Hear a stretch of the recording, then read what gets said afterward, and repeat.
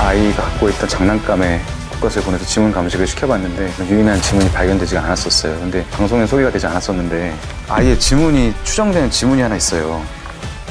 그런데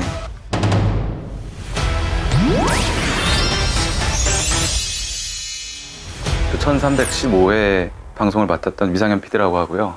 2003년 10월 10일에 부산의 장산에 있는 한 사찰에서 실종된 모형관 군의 실종을 다룬 방송이고요. 사찰 그리고 그 앞에 아이가 사라진 그 주차장이라는 공간 자체가 저희 그리고 많은 범죄 심리학자분들이 보셨을 때 마치 밀실과도 같은 공간이다. 그 산까지 올라가는 길이 외길이거든요. 아이가 어디 뭐 산속으로 헤매거나 길을 잃어서 돌아다니거나 할 수 있는 구조의 공간이 아니었기 때문에 시청자분들께서도 많이 의문을 갖고 계시는 사건이었고, 어쨌든 저희가 방점을 찍었던 것은 지금 2022년에 그때와 달리 지금 할 수 있는 게 뭔가를 많이 고민하면서 제작을 했던 것 같아요. 이번에 진짜 댓글이 엄청 많이 달렸어요. 200개 넘게 댓글이 달렸더라고요. 그만큼 많이 궁금해 하시는 것 같은데, 그 보조교사가 모형관 군의 실종과 관련돼 있을 가능성은 아예 없는 건가요?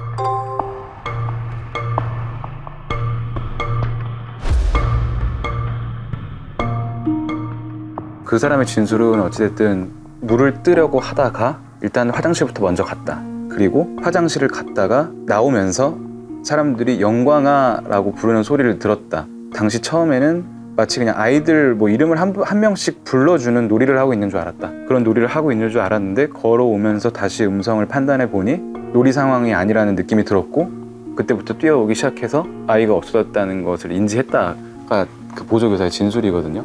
어쨌든 좀 정확하게 말씀드릴 수 있는 거는 저희 프로그램에서 자문을 주셨던 교수님들의 말씀을 종합해 보면 범죄를 저지를 상황적, 시간적 여유가 되지 않았고 동기가 불분명하다라고 공통적으로 결론을 내리셨어요. 그리고 이제 박지원 교수님이 방송에서 말씀하셨던 것과 마찬가지로 만약에 범죄를 저지르려고 했다면 그 장소를 아이를 데리고 벗어나야 되기 때문에 공범의 존재가 필수적이었는데, 보조교사 분의 주변인들을 대상으로 조사를 했는데 특이점은 없었고, 거짓말 탐지기 조사에서도 누군가를 통해서 아이를 빼돌렸느냐라고 경찰에 직접적으로 질문을 던졌을 때도 거짓말 탐지기 조사에서 거짓 반응이 나오지 않았고요. 여러 가지 조사를 했어요, 경찰들도. 그런데 혐의점은 없었다라고 말씀드릴 수 있을 것 같아요. 전화가 왔었잖아요. 그 영광이 목소리가 나오는. 그래서 그 전화 통화 당시에 공중전화 주변에 CCTV나 주변 행인에 대한 조사 이런 거 있었나요?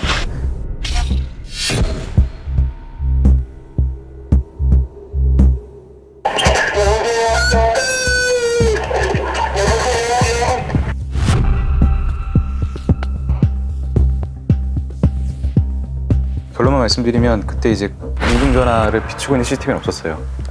수사 기록에 따르면 그 공중전화 부근의 CCTV에 대해서도 조사를 했으나 특이점은 없었다라고 기술은 되어 있는데, 사실 당시에는 전화가 정말 많이 걸려오던 시기였어요. 특히나 이제 그 아버님이 방송에 나가서 자기의 핸드폰 번호를 공개를 했고 영광이와 관련된 전화를 한 10,000통은 넘게 받으셨다고 기억을 하셔요. 그 수많은 전화들 중에 가장 아버지가 이제 유일하게 기억하고 계시는 전화가 이제 그 전화인 거예요. 저희가 인터뷰 때 질문이 그거였거든요. 아버님, 그러면 그때 전화를 받으셨을 때 처음에 어떤 생각이 들었는지를 여쭤봤는데, 처음에 든 생각이 영광이가 살아있구나. 추후에 의심도 하지 못할 정도로 내 아이의 목소리라고 생각을 하셨대요. 아버님의 그건 개인적인 생각이시기 때문에 그 말을 100% 믿을 수는 없지만 또 부모님의 직감이라는 것도 있잖아요. 근데 생각을 해보면 그 아버지가 그 당시에 실종아동 관련된 방송에 출연을 하셔서 만약에 누군가 납치를 해갔다면 생사라도 알려줬으면 좋겠다라고 이제 그런 메시지를 던지셨는데, 그 후에 이제 얼마 있다가 이제 그 전화가 걸려온 거거든요. 그 이제 경찰에서 가서 아버지의 부탁으로 지문 채취를 했었는데, 그 당시 수사 기록에는 그 어떤 유의미한 지문도 채취되지 않았음이라고 적혀는 있어요. 아마 지금이라면 발견했을지도 몰라요. 어떤 지문이라도. 근데 그 당시만 해도 스카치 테이프로 붙여서 그걸 다시 도로 떼서 뭔가 이렇게 육안으로 지문을 감식을 하고 이제 그런 방법들이 전부였기 때문에 좀 안타깝죠. 그 주변에 있는 CCTV를 전부 다 확인을 했고 행인들도 탐문을 했으나 특이점을 발견할 수는 없었다라고 기록은 되어 있으나, 당시에 그 주변 CCTV들에 대해서 얼마나 꼼꼼하게 조사가 이루어졌는지는 아무도 단언할 수는 없는 상황이죠. 근데 이미 시간이 많이 지났기 때문에 거기에 대해서 더 추가적으로 뭔가 자료가 남아있거나 하진 않은 상황이고요. 실종 당시에 영광군이 사용하던 물건이나 이런 데서 지문을 채취한다거나 해서 그 지문을 가지고 있지는 않을까요? 요즘 같으면 지문 사전 등록제라는 게 있는데 2012년도부터 시행이 됐고, 그래서 아이들도 지문을 등록할 수 있는데, 이제 그 당시만 해도 이 아이가 이렇게 오랫동안 돌아오지 못할 것이라고 어머니도 생각하지 못하셨기 때문에 아이의 지문을 채취한다거나 이런 생각을 아예 못 하셨다고 해요. 그래서 나중에 재수사를 할 때 이제 그 아이가 갖고 있던 장난감에 지문 감식을 시켜봤는데 유의미한 지문이 발견되지가 않았었어요. 근데 지문과 관련돼서 한 가지 그 말씀을 드리자면, 방송에 소개가 되지 않았었는데 아이의 지문이 추정되는 지문이 하나 있어요. 미아 방지를 위한 사업을 하겠다는 그 신생 업체가 하나 있었어요. 2002년도, 1년도 이럴 때. 이니셜로 하면 C 업체인데, 그 업체가 대형마트 1층에서 아이를 가진 어머님들에게 작은 기계 앞으로 그 아이들을 데리고 와서 아이들 지문을 찍게 하는 행사를 했던 거예요. 무료로 처음에는 행사를 해서 여러 아이들의 데이터를 모으고 그 다음부터는 일정 금액의 돈을 받고 등록을 시켜줬던 업체인 것 같아요. 근데 영광이도 그 업체에 지문을 등록한 적이 있었어요. 그래서 그 당시에 있었던 영광의 데이터가 이건데,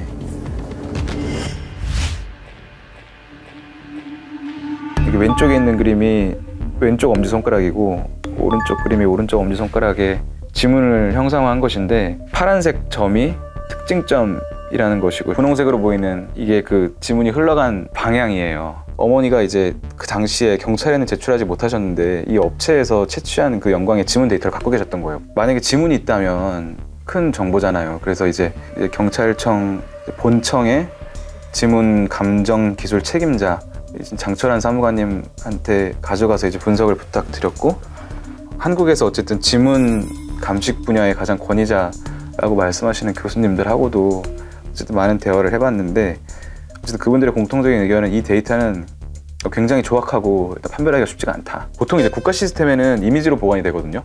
이미지로 보관이 되는데 이거는 마치 알고리즘처럼 이제 좌표값이나 데이터 값으로 보관이 돼 있었던 거예요. 그럼에도 불구하고 어쨌든 희망을 버리지 않고 전문가들 분들이 모여가지고 이 특징점 그리고 방향성들을 분석한 결과 지문의 형태는 와상문의 형태다라고 설명을 해주셨어요. 그리고 그분들이 이 형태를 베이스로 해서 샘플 지문들을 몇 개 만드셨어요.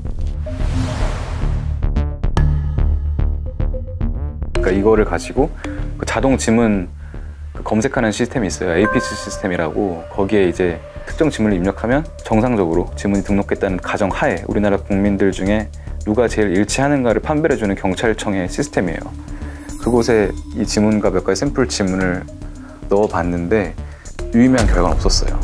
그러면 몇 가지 경우의 수가 있죠.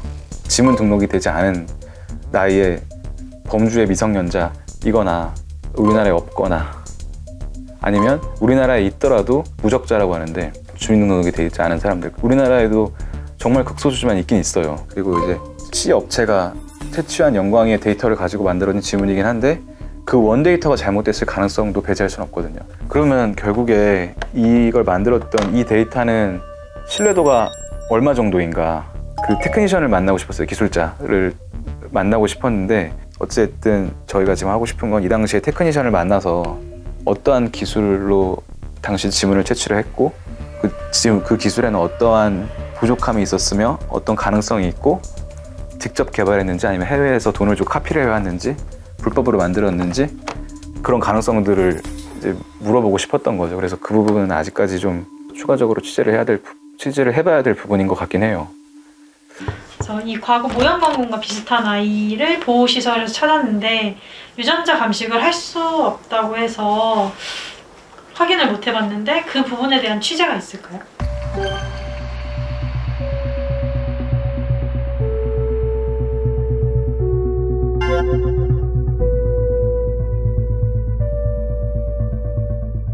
진해나 창원 그 부근의 지역에서 제보가 영광을 닮은 애를 봤다라는 제보가 어머니한테 좀 몰린 적이 있었어요. 몰린 시기가 있었어요. 그래서 닮은 애가 있다고 해서 어머니가 가봤는데 그 아동보호시설에 있던 아이가 어머니가 보기에 조금 닮았다고 생각을 하셨었어요. 그래서 DNA 대조를 요청을 했고 거기에 대해서 조금 어려움이 있었는데 결론적으로 말씀드리면 DNA 대조를 전부 다 했어요.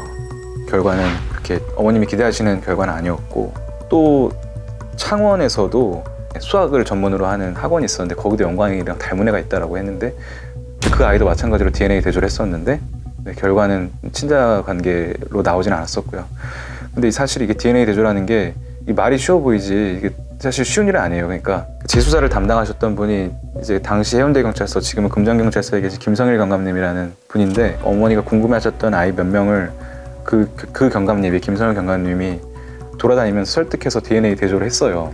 사실 어떤 범죄 혐의점도 없고 용의점이 있는 것도 아니고 그냥 살아가고 있는 나이가 많지 않은 그 어린 아이에게 가서 DNA 대조를 부탁한다는 게 사실 그렇게 생각해보면 엄청 쉬운 일은 아니에요. 당시에 이제 김선일 경감님도 많은 노력을 하셨고 그 아이들도 동의를 얻어서 DNA 검사를 실시했고 결과적으로는 친자관계가 성립하지는 않는 것으로 나왔어요. 방송에 나왔던 그 기술들이 있잖아요. 이런 기술들이 현재 실종 아동 찾기에 이용이 되고 있는지.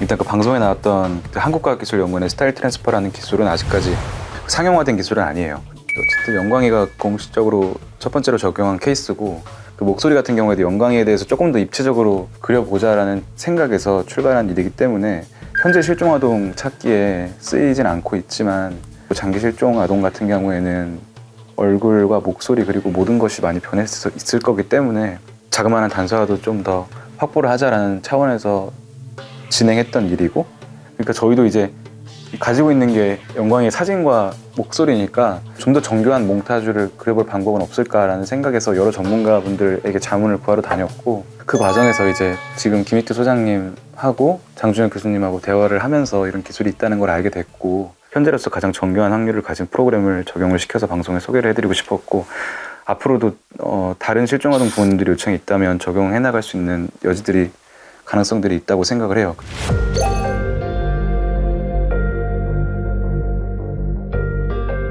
제작진의 비용을 들인 건지. 저희가 돈을 들여서 했어요. 저희가 비용을 온전히 지불한 곳도 있었고, 저희 얘기를 듣고 50% 정도 DC를 해주신 업체도 있었고요. 저희도 처음 해봤거든요. 전광판에 사실 영상을 띄우는 거는. 청계천 광장 앞에 강남역 인근, 그다음에 신촌, 부산, 세빛섬 여러 군데 냈었는데, 방송에는 한 3군데 정도가 나왔는데요. 실제로는 좀 여러 군데 아예 영상을 틀었었어요. 실종아동 전단지를 봤을 때 사람들이 크게 이렇게 관심이 많이 없거든요. 큰 화면에 움직이는 얼굴로 길거리에 노출을 시키면 더 관심이 생기지 않을까 하는 차원에서 이제 저희가 준비를 하게 됐던 거고, 앞으로 실종아동을 찾는 데 있어서도 여러 가지 가능성들을 제기할 수 있지 않을까 해서 여러 가지를 시도했던 것 같아요. 그 배우분들, 가수분들, 연예인분들께 부탁을 드린 거는 아이가 해외로 나갔을 가능성 때문에 이제 연예인분들께, 배우분들께 부탁을 드린 거였어요. 화면 속 모영광 군은 2003년 당시 만이 2세의 나이로 부산에서 실종되었습니다. 여러분 주변에 있거나 어쩌면 자신일지도 모릅니다. 지나치지 마시고 자세히 봐주세요. 해외 팬분들이 워낙 많이 계시기 때문에 만약에 해외에 있다면 그 나이 때 좋아하는 배우나 가수들이 있지 않을까라고 해서 여러분께 부탁을 드려봤고, 사실 그 배우분들도 그것이 하고 싶다가 연락이 오는 일은 정말 흔한 일이 아니잖아요. 그리고 이건 진짜 그 아래서 연락 왔다니까 진짜 놀라시긴 했어요. 갑자기 왜요? 이러면서. 네.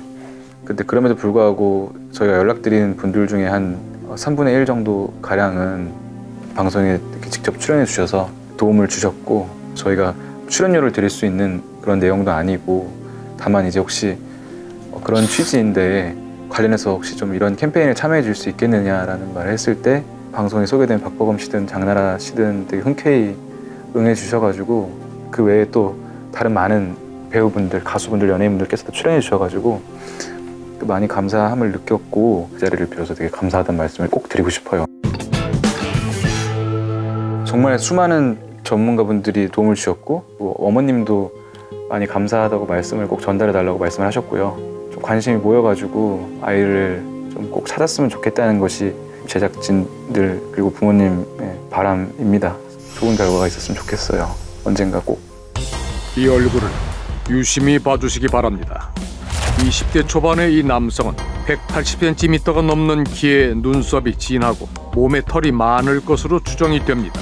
그리고 2003년 부산에서 실종이 됐습니다. 그것이 알고 싶다에서는 사진 속 얼굴을 본 적이 있거나 자신일지도 모른다고 생각하는 분들의 제보를 기다립니다.